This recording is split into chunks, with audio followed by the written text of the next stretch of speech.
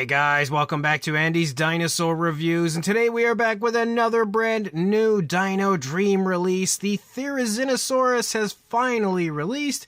Actually, I shouldn't even say that. It's not really that it finally released. In fact, I think from the time that this was announced to now was pretty quick. Like, they really got this one out fairly quickly, I would say. But as you can see, we have the Therizinosaurus in 1/30th scale. Pretty cool looking box art, as we usually have for Dino Dream. A little bit different this time, though.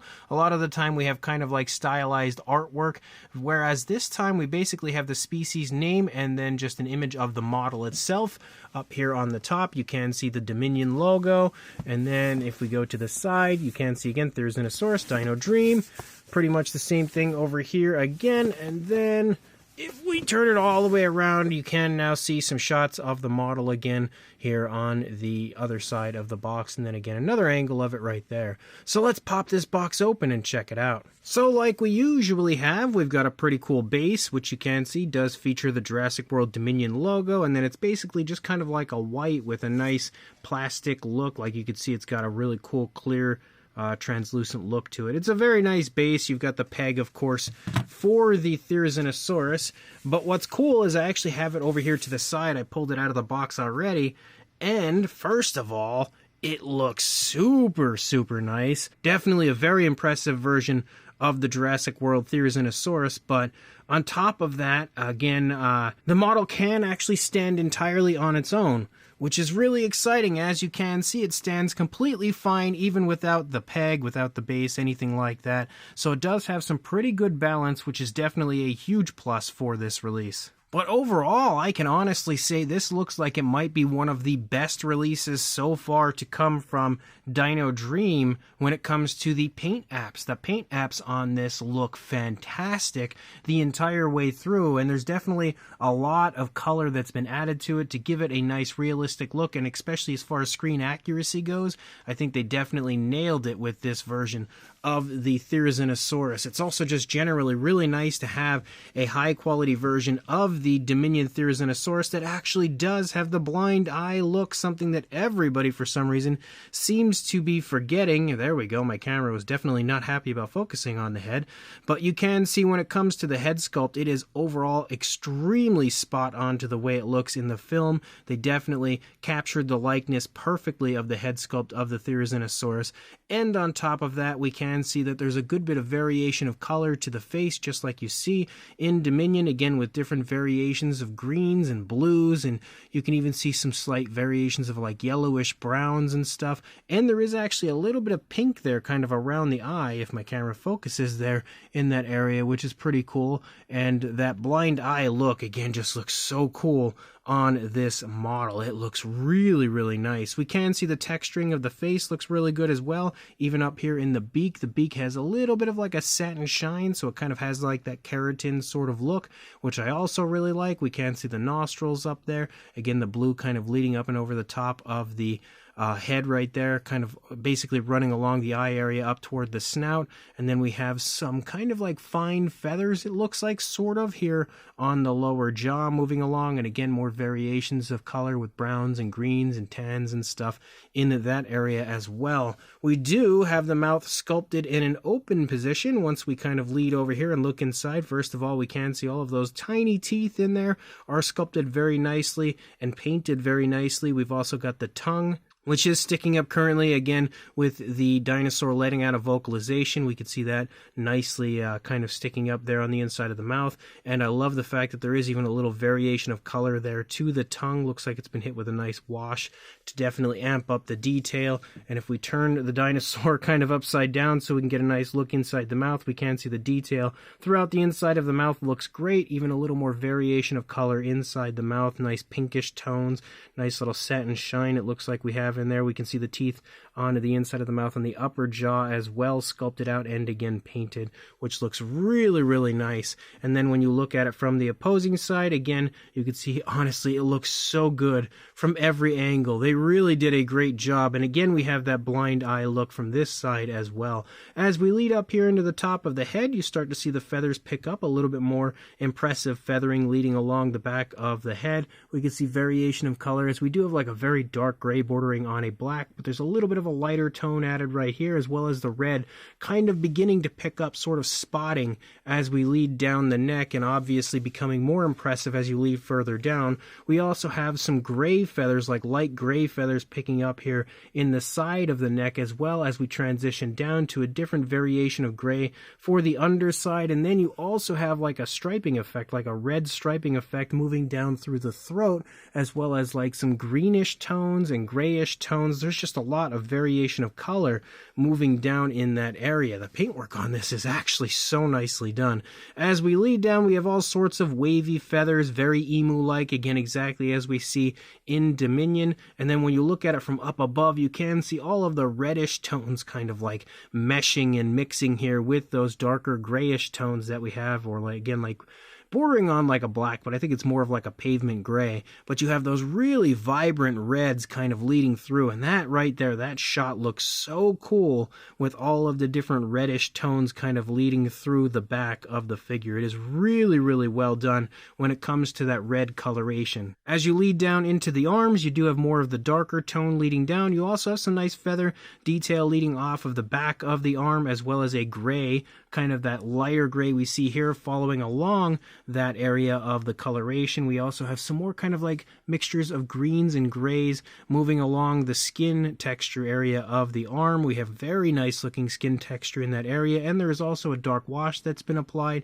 to make sure that it amps up the detail quite beautifully. Leading down, you can really see the nice scale detail right there as we lead out into the fingers, and we have some scoots following down through the fingers, as well as a bluish tone. And as we lead out into the nails of the Therizinosaurus, we can see on top of like variation of color, but we have like a bluish tone for the nails, and there's also like some other variation of color I can see in there, maybe like a wash that they've applied to make sure that that detail and that coloration pops quite nicely and quite realistically moving down through the nails. The nails are also slightly flexible, which is a huge plus for this, because again, if this was entirely resin or something that's, you know, something that could potentially break on its way to you, but luckily they did give it kind of flexible nails, which helps when it comes to making sure it does not arrive broken.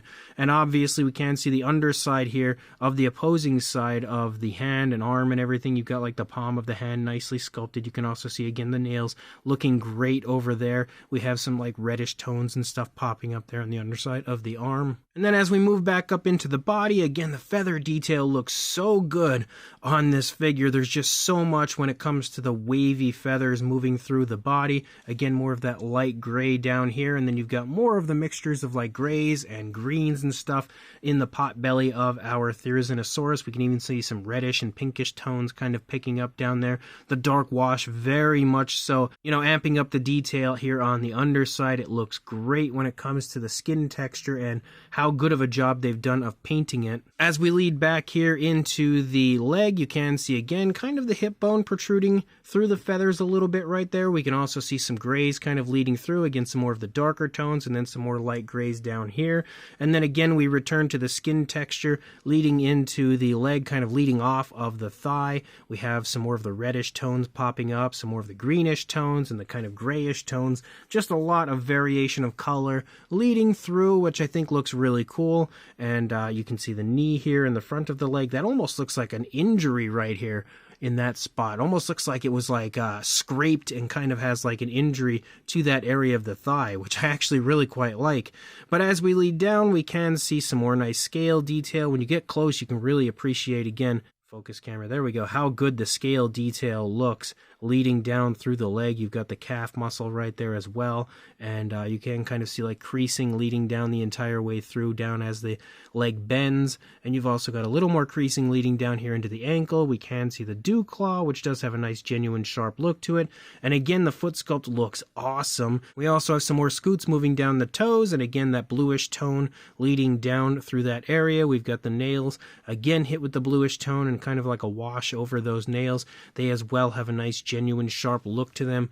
the entire foot as a whole looks great. As we move back up, we again have the tail sculpt looking really good with the mixture of, again, the skin texture following along the underside, and again, the feathers up here. We've got like the grayish feathers kind of leading along, and then the darker tone moving along the back. The red kind of disappears leading down into the tail. We also have a nice curve to the tail, and as you lead out to the tip, you can see it transitions to a nice light gray for the tip of the tail. And then starting over here again on the more dominant side leading down, you can see the dinosaur does have its head turned toward us a little bit, but it's not like a massive turn in our direction, so it's not going to cause a huge amount of difference from one side to the other. Obviously, one arm is definitely in a bit of a different position compared to the other side. This one is held a little bit further down kind of compared to the other one, but as you lead down, it's also stretched out a little bit, but as you see, again, the feather detail, the paintwork, everything looks just as it did on the other side, looking absolutely awesome.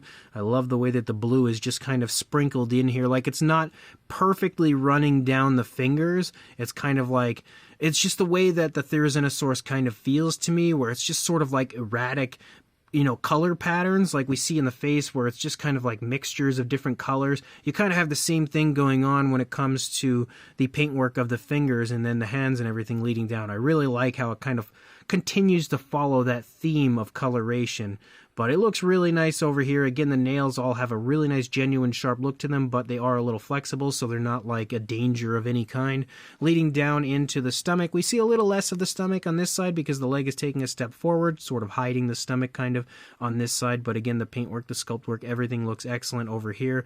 Leading back, we could definitely see the hip a little bit on this side. Again, the same sort of thing going on when it comes to the grayish tones, and you can even see brownish tones and stuff popping up as you lead down from the feathers before the feathers disappear, leading down into the skin texture again of the legs. We can see a little seam for both legs, but I think it's, for the most part, not really that obvious. But overall, the scale detail again pops. It looks so good leading down here through the shin and calf, and then you lead down, you've got all sorts of wrinkles again leading down into the ankle and then down into the foot. And obviously the foot sculpt looks great over here, just like it did on the first side. You've got the very nicely sculpted toes, nice scoots down the toes, and again all of the different shades of color down here in the toes and in the foot of the dinosaur. You've also got the dew claw back there, and also just in case you wanted to see the underside of the hand and everything on this side compared to what we had seen on the other side. I love the fact that the dark wash is applied so nicely and so perfectly to this figure. And then as we lead out here again into the tail, you still see the skin texture of the underside of the dinosaur, and again the feathers up here on the top. Man, oh man, is that nice. That is definitely, in my opinion, maybe the nicest overall when it comes to the newer Dino Dream models. When it comes to the paint apps, this thing is so gorgeous. It is so unreasonably nicely done. And then of course we do also have the base with the pegs, so I think we would put this on like this. So there we go. It is now on the base just for some extra stability if that's what you wanted to do. Again, that's probably how I will display mine because it does look really quite cool on the base, and of course, like I said, already helps with stability. As far as a size goes, for a length from the tail to the snout, you are looking at just a hair under 13 3/4 inches or around 35 centimeters.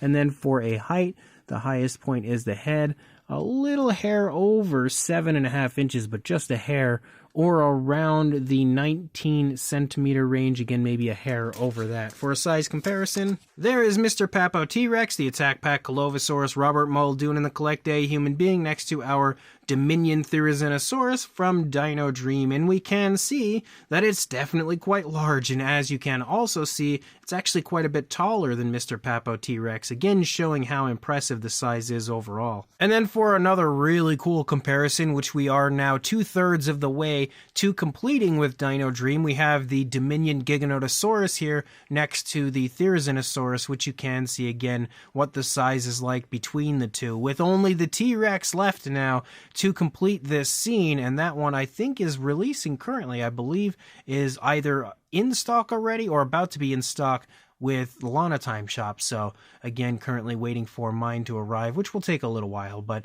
obviously you can see again the size is very, very impressive between the two. Now, one thing to take note of is the fact that this Therizinosaurus is quite a bit larger than most other Therizinosaurus figures you'll find.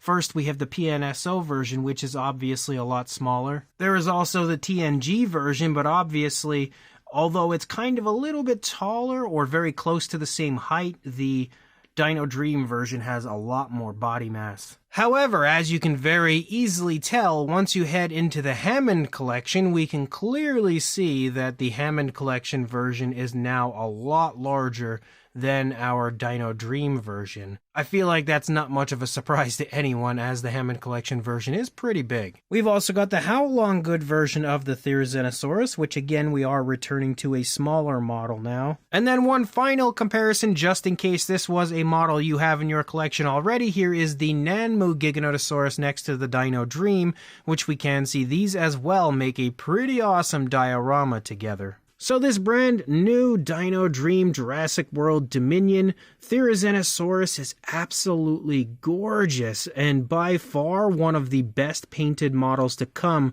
from Dino Dream overall. I would say out of the newer models they've released, it's a tough one to tell, really, because there's been some really nicely painted models, actually, with, like, the Stego and the Young Rex and stuff. But I would say it's this and the Velociraptors, the Jurassic Park Velociraptors currently. Maybe even the Lost World Raptor, actually. I don't know. It's just tough to tell. Either way, this is definitely one of the best painted Dino Dream figures to come so far. And overall, it is by far one of the most impressive when it comes to being a Jurassic World Dominion Therizinosaurus. Like, there are quite a few people releasing models of this out there currently, but this has got to be one of the best, if not the best overall. Sculpt-wise, it is picture perfect. It is so spot on. It's insane. It looks exactly as it does in Jurassic World Dominion. Everything looks picture perfect on this.